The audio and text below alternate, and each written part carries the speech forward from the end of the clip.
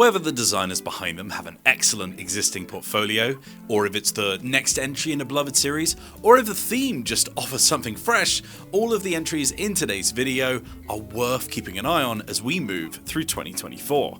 You might already be familiar with some of the titles here, or at the very least, the series that they're a part of.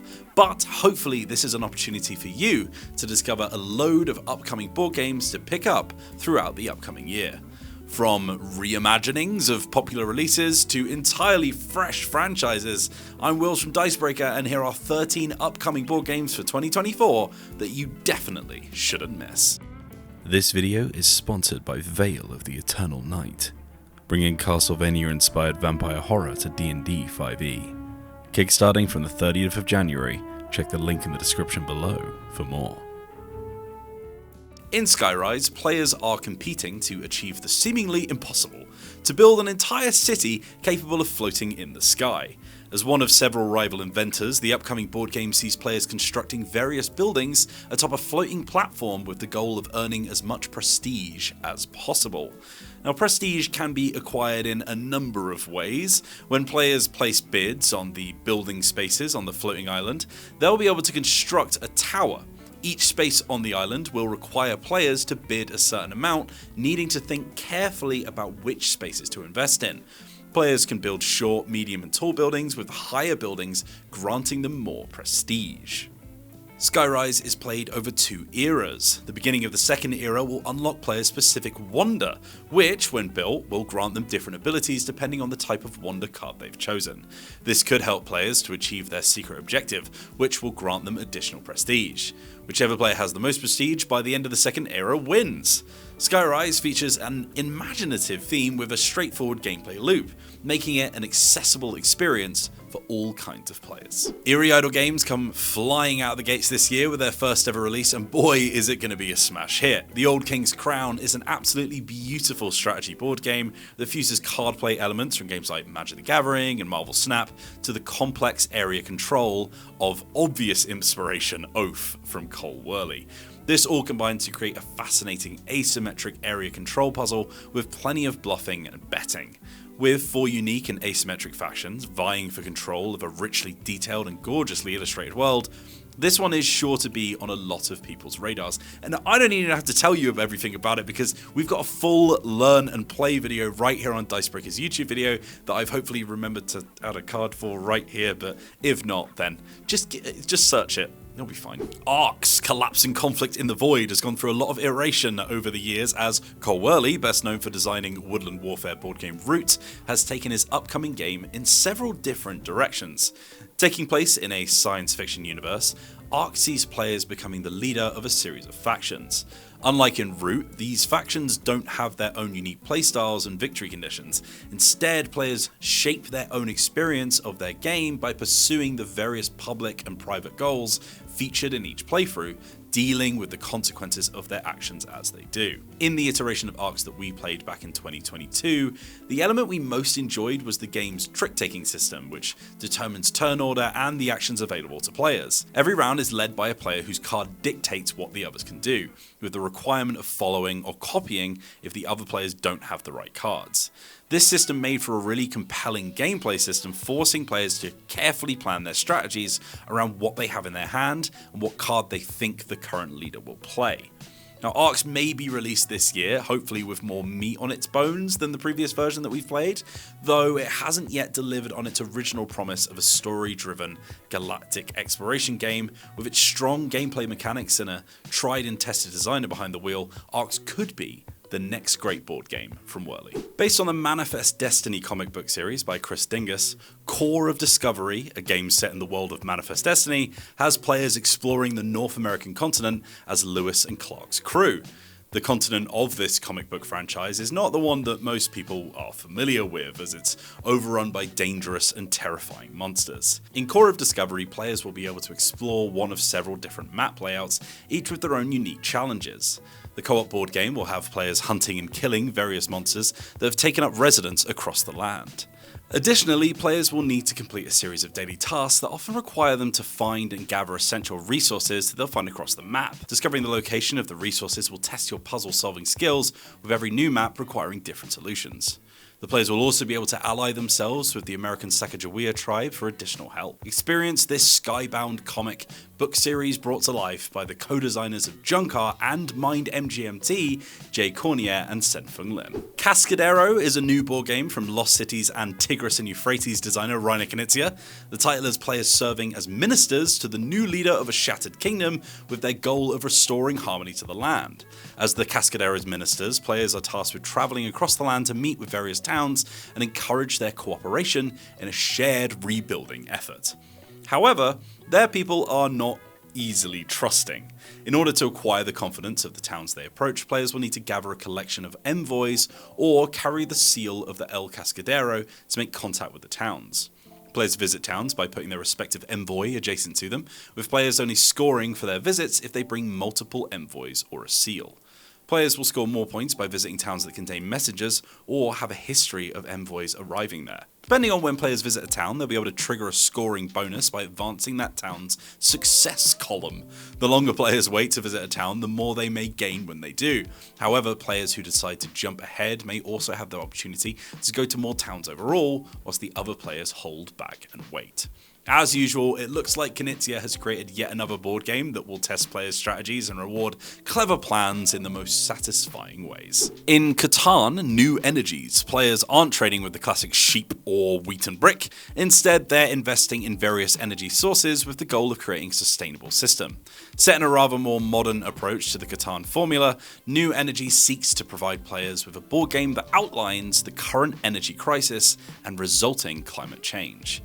Players begin the game trading in cheaper fossil fuels, ones that have negative environmental impact and have a finite amount, before they're able to access more renewable sources of energy. Whilst fossil fuels are easier to acquire and can lead to a winning strategy, using them leads to negative pollution events. Meanwhile, players who invest in more sustainable sources of energy are rewarded with more positive results, despite the higher level of investment required. There are several different ways that players can win Catan New Energies, however, too much pollution can lead to environmental collapse. Whoever invested most in the more renewable sources of energy wins.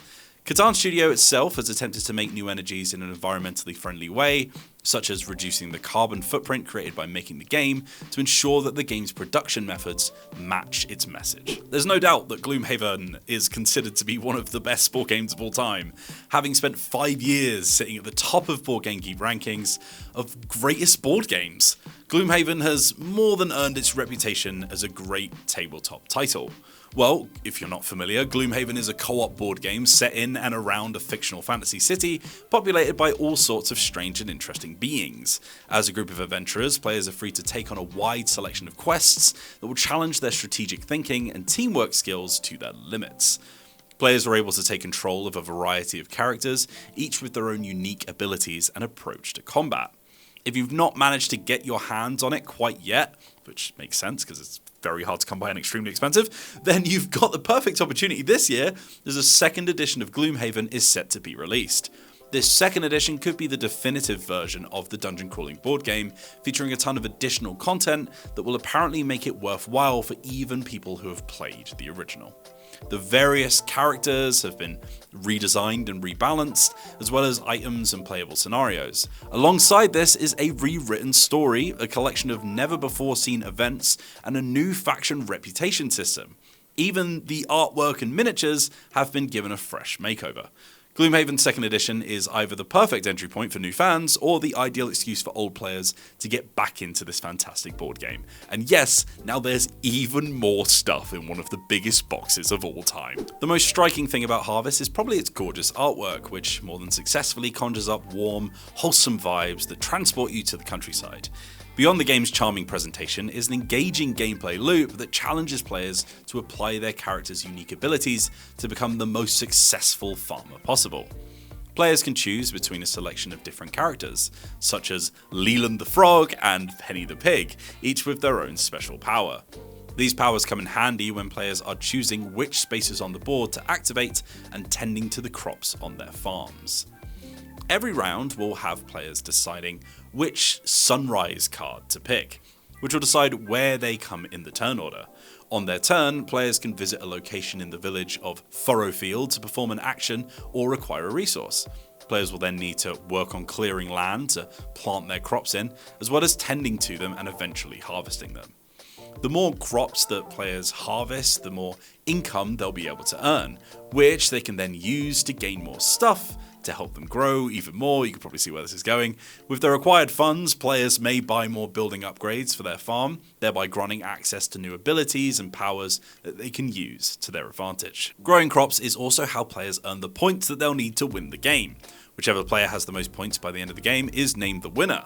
For a chilled out but fun, family-friendly board game, be sure to give Harvest a try. Crossbows and Catapults is a 1983 board game that has players building walls made from plastic bricks before taking turns attempting to knock down their opponents by firing projectiles at them. Amazing. Over 40 years later, the title is being reinvented by Restoration Games, the publisher with a reputation for bringing back older board games as brand new versions to fit a more modern audience, such as Return to Dark Tower and Unmatched. The revised version of the Dexterity board game sees players using a variety of different shaped blocks to construct the most protective wall possible. The blocks available to use in this new Crossbows and Catapults title are more varied than those featured in the original, offering players more options when it comes to creating a barrier between the enemy and their precious castle. As well as changing their shape, Restoration has also made the blocks from materials that give a satisfying feeling of weight, while still being smashable. On top of this, the original rubber band powered weapons have been re-engineered into entirely plastic pieces that players squeeze or pull back in order to fire their projectiles. Additional weapon types have been included alongside the classic crossbows and catapults, such as the ballista and trebuchet, hell yeah, providing even more ways for players to reap destruction. For a simple but fun reimagining of an 80s classic, look no further than Crossbows and Catapults Castle Battle. From the co-designers of racing title Heat Pedal to the Metal, Asger Harding Granyard and Daniel Skjold Pedersen, alongside Dan Halstad, comes a board game about creating various underwater ecosystems. Inspired by marine biology, Aqua has players compete to place tiles that represent different types of habitats that play home to various sea creatures. By placing tiles, players can then attract their respective sea life into their newly created worlds. Players take it in turns to choose and place hexagonal tiles in front of them, being careful to place tiles adjacent to other tiles of the same type. Whenever players create a complete hexagon of matching tiles, they form a habitat, enabling them to claim an appropriate creature to put on the space. Available sea life in the family board game includes turtles, crabs, clownfish, and others. And once players have created a habitat, they can then form a reef by placing matching tiles to form a chain of habitats, doubling the value of adjacent animals. Whenever certain animals are put adjacent to each other in a pattern, players can then take a larger aquatic animal, such as a shark or whale, and place it on top of a smaller one. As well as earning points for making habitats, reefs, and taking animals, players can also score by adhering to the game's scoring bonuses, which can change each time they play. The perfect board game for a gathering of family and friends, Aqua's accessible theme and beautiful artwork should be the strongest draw for anyone. Here's one that I'm really excited about. If you're familiar with the card drafting area control game Inish, then you'll be aware of its designer, Cristian Martinez, who's created a new board game that happens to be somewhat similar to Inish. That game is called Galactic Rennaisance, a space board game that takes around 75 minutes to play and transport players across a fictional galaxy populated by a vast array of different alien species. Players take the role of members of a galactic senate that has recently discovered an ancient alien system of portals that enable near immediate transportation between planets, regardless of the vast distances between them. This discovery results in a war of a galactic scale, with the players deciding whom their allies or enemies will be, and ultimately vying for dominance, whatever the cost. Similarly to Inish, players will build a deck of cards throughout the game, which will give them access to different strategies every round. As players gain access to more cards, they'll be able to better refine or rethink their approach. Players will have the opportunity to discover new planets waiting on other side of portals with whom they can either form alliances or start wars with. Along the way, their opponents will be doing exactly the same, meaning that players will have to watch out for disruption and sabotage. During the game, players will be looking for ways to score the victory points that they need to appeal to the Galactic Senate more than the others. Victory points can be acquired by adhering to the objectives played at the start of every round, as well as building facilities on planets that they control. With every player looking to grab opportunities whenever they can, it's inevitable that they'll be vying for control over different planets.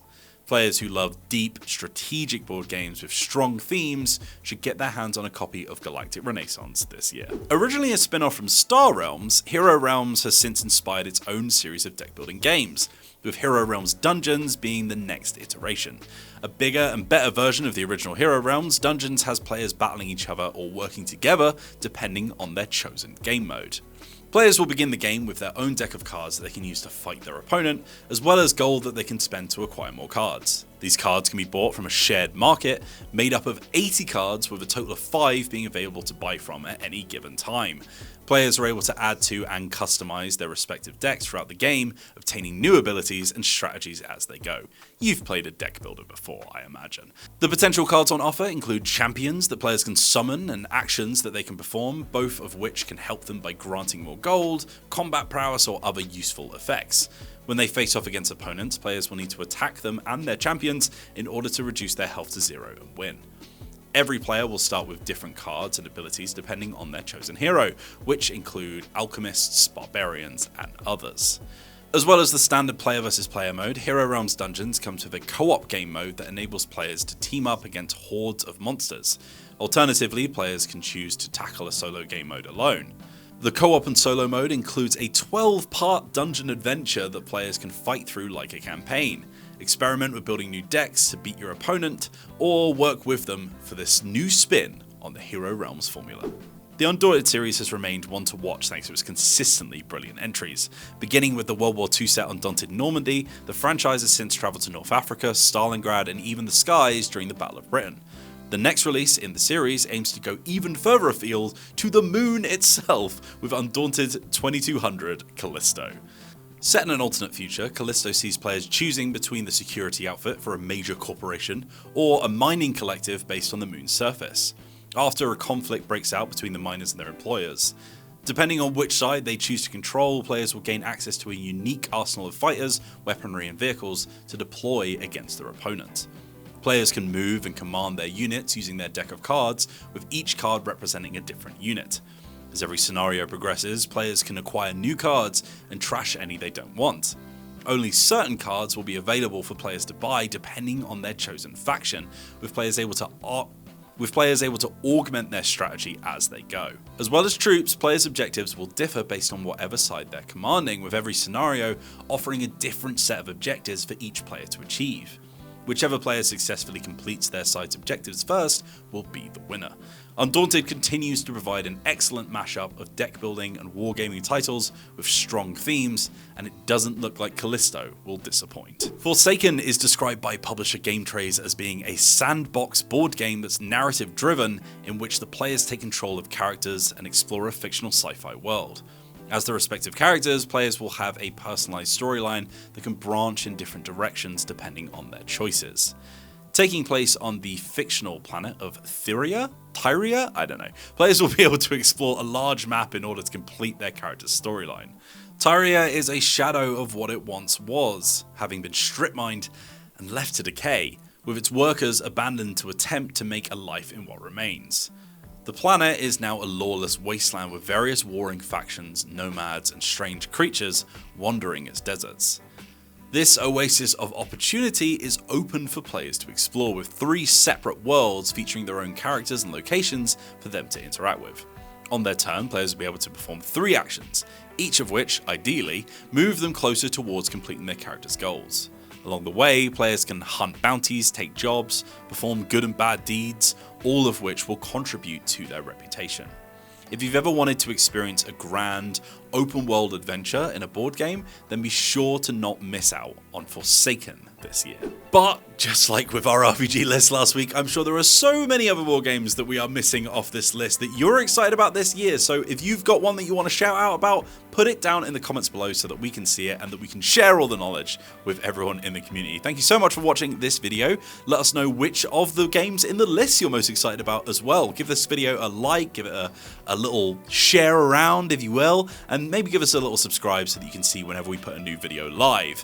We've also got way more recommendations coming out throughout the year, but already some up that you can have a look at over on Dicebreaker.com, so head on over there for even more board games and RPGs and card games. My god, they just don't stop coming out, and they all look so good. When will my wallet heal? Thank you so much for watching. We will see you on the next one, but until then, thank you for watching and have a lovely day.